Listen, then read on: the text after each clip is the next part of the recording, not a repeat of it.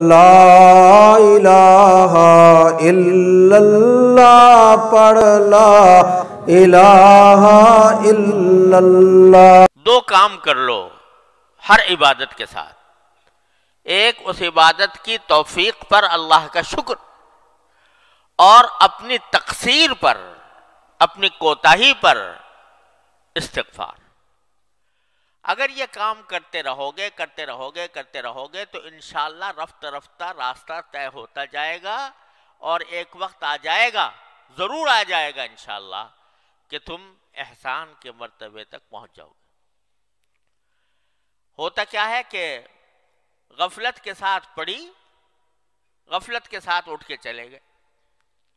ارے بھائی، نماز کے بعد ذرا سا ایک اس نماز کے اوپر نگاہ بازگشت ڈال لو، یعنی اس کا ذرا تصور کرو کہ میں نے یہ 4 رکعتیں پڑھی تو کس طرح پڑھی، اور اس کے اوپر نگاہ بازگشت ڈالتے ہوئے پہلے اللہ جل جلالہ کا شکر ادا کر لو، اور شکر ادا کر لو کہ یا اللہ، آپ نے جس طرح بھی توفیق دی، آنے کی توفیق دے دی، اپنی بارگاہ میں حاضری کی توفیق دے دی، اے اللہ میں اس پر شکر ادا کرتا ہوں، اور اے اللہ میں آنے کے بعد آپ کے دربار کا جو حق تھا وہ تو کہاں ادا ہوتا، جو کم سے کم مطالبہ ہونا چاہیے تھا وہ بھی مجھ سے پورا نہ ہو سکا۔ دیکھو، خشوع کا اعلیٰ مقام تو وہ ہے جو حدیث میں فرمایا گیا کہ ان تعبد اللہ کأنک تراہ، اللہ تبارک و تعالیٰ کی عبادت اس طرح کرو جیسے کہ اللہ کو دیکھ رہے ہو، اور اگر نہیں دیکھ رہے تو کم از کم وہ یہ خیال کر لو کہ وہ تمہیں دیکھ رہا ہے۔ اعلیٰ مقام تو یہ ہے کہ پوری نماز میں اول سے لے کر آخر تک بندہ اللہ تبارک و تعالیٰ کی طرف متوجہ رہے، اور یہ سمجھے کہ میں اللہ کو دیکھ رہا ہوں یا اللہ مجھے دیکھ رہا ہے۔ لیکن ادنا درجہ کیا ہے؟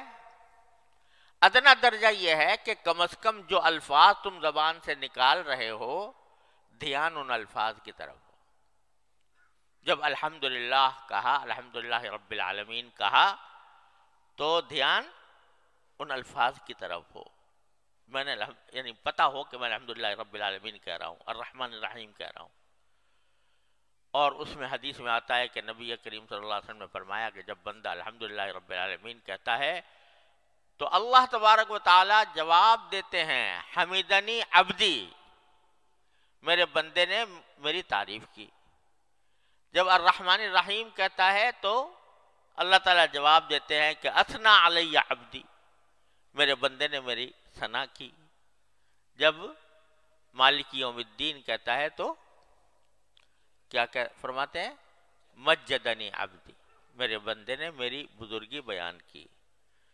اور جب کہتا ہے ایاک نعبد و ایاک نستعین، تو باری تعالیٰ فرماتے ہیں کہ یہ جو وہ کہہ رہا ہے بندہ، یہ میرے اور بندے کے درمیان ہے یہ معاملہ، وہ میری عبادت کرتا ہے، میں اس کی مدد کرتا ہوں۔ ایاک نعبد و ایاک نستعین۔ تو آدمی کم از کم اتنا جو ادنا خشوع کا درجہ ہے وہ کیا ہے کہ جو الفاظ زبان سے نکال رہا ہے انسان، ان الفاظ کی طرف دھیان ہو۔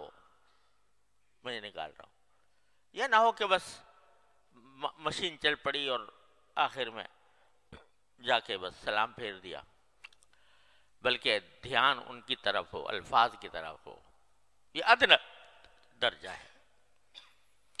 اور جہاں ذہن بھٹک جائے، خیالات آنے لگے، پھر دوبارہ انہی الفاظ کی طرف آ جائے، یہ ادنا درجہ ہے خشوع کا۔ اس کی کوشش تو بندے کو ہمیشہ کرتے ہی رہنا چاہیے، ساری زندگی کرتا رہے۔ تو یہ کوشش ادنا درجہ کا خشوع ہے، یہ بھی حاصل نہیں ہوتا۔ تو اللہ آپ نے تو کرم فرمایا تھا کہ ہمیں توفیق دی تھی کہ آپ کے دربار میں حاضر ہوئے، لیکن ہم نے اپنی طرف سے جو ہمارے کرنے کا کام تھا وہ ہم سے نہ ہو سکا، تو اللہ ہم اس پر استغفار کرتے ہیں۔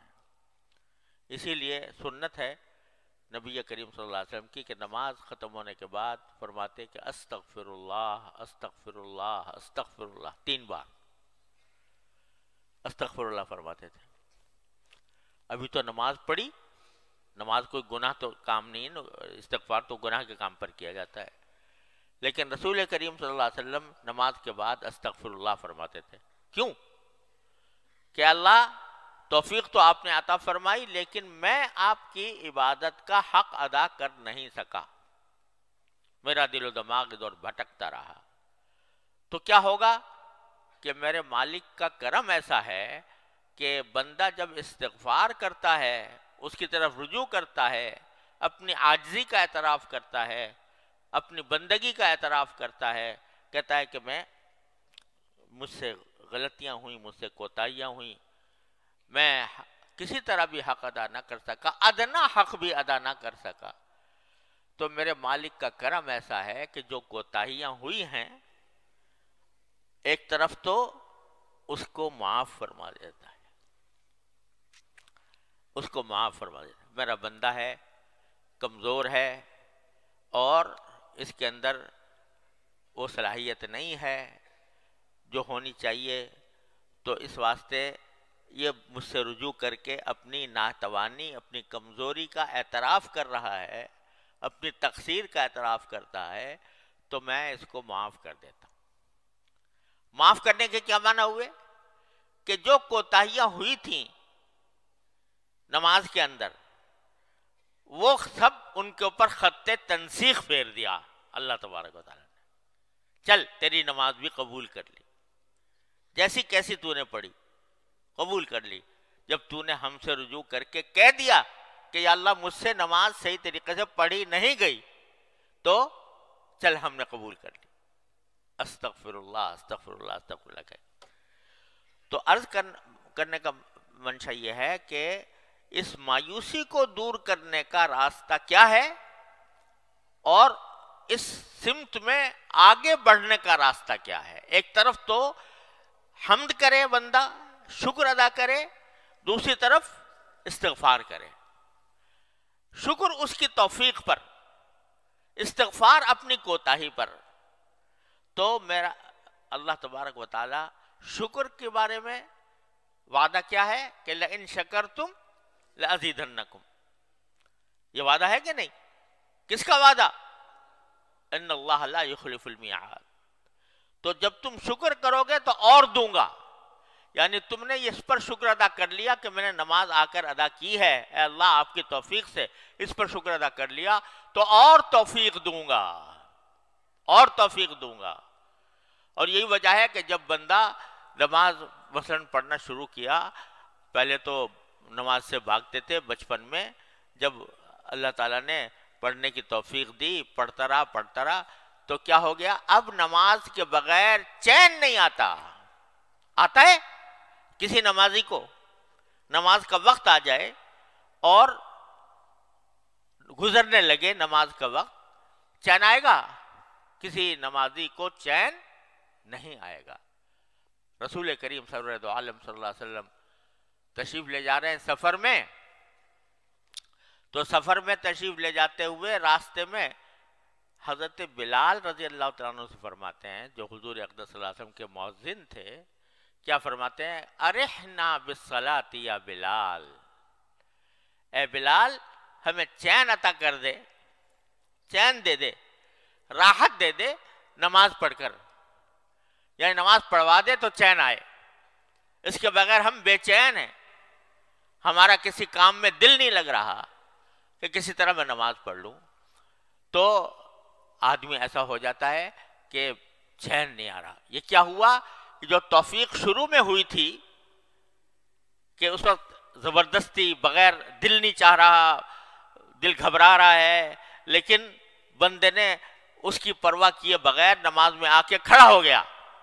یہ توفیق جو اللہ تعالیٰ کی طرف سے ہوئی تھی، اس پر جب بندے نے شکر ادا کیا تو اس کا نتیجہ یہ ہوا کہ اس نماز کی طرف توجہ اور نماز کی فکر اور اس کا خیال یہ بڑھتا چلا گیا، یہاں تک کہ نمازی کو بغیر نماز پڑھے چین نہیں آتا۔ تو یہ شکر کی خاصیت تو یہ ہے کہ اب شکر کیا تم نے اور تمہیں توفیق دیں گے، اب شکر کیا اور توفیق دیں گے۔ اور استغفار کا خاصہ یہ ہے کہ بندہ کتنے بڑے سے بڑے گناہ لے کر پہنچ جائے اس دربار میں، بڑے سے بڑا گناہ لے کے پہنچ جائے، اور صدق دل سے، نیک نیتی سے، عاجزی سے اور اپنی بیچارگی سے باری تعالیٰ سے کہتے استغفر اللہ ربی من کل ذنب واتوب الیہ، اے اللہ میں معافی مانگتا ہوں، جو کوتاہی ہوئی اب میں معافی مانگتا ہوں۔ تو یہ استغفار ایسی چیز ہے کہ میرا مولا اس کے اوپر معافی کا اس نے وعدہ کر رکھا ہے، وہاں شکر پر وعدہ یہ کر رکھا ہے کہ اور دوں گا، یہاں استغفار پر یہ وعدہ کر رکھا ہے کہ تمہاری غلطیاں معاف کر دوں گا۔ ان اللہ یغفر الذنوب جميعا یا عبادی الذین اسرفوا علی انفسهم لا تقنطوا من رحمت اللہ ان اللہ یغفر الذنوب جميعا۔ تو جو اللہ تبارک و تعالیٰ یہ وعدہ کر رہے ہیں کہ میری رحمت سے مایوس نہ ہونا، یا عبادی الذین اسرفوا علی انفسهم، اے میرے وہ بندو جنہوں نے اپنی جان کے اوپر ظلم کیا ہے، لا تقنطوا من رحمت اللہ، اللہ جل جلالہ کی رحمت سے مایوس نہ ہونا، ان اللہ یغفر الذنوب جميعا، اللہ تعالیٰ سارے گناہوں کو معاف کر دے گا تمہارے، یہ وعدہ کر رکھا۔ اتنا آسان کام اللہ تعالیٰ نے بندے کو عطا فرما دیا ہے۔ جب شیطان ڈسے، جب نفس کے فریب میں انسان مبتلا ہو، کوئی بھی غلطی اسے سرزد ہو، فرماتے ہیں دروازہ میں نے کھولا ہوا ہے، آ جاؤ، آ کے استغفار کر لو، کہہ دو یا اللہ مجھ سے غلطی ہو گئی، صدق دل سے کہہ دو اور سچے دل سے، عاجزی کے ساتھ، بیچارگی کے ساتھ، عبدیت کے ساتھ کہہ دے بندہ کہ اللہ مجھ سے غلطی ہو گئی معاف کروا دی، یا اللہ مجھ سے غلطی ہو گئی معاف فرما دی، کہتے ہیں سب معاف کر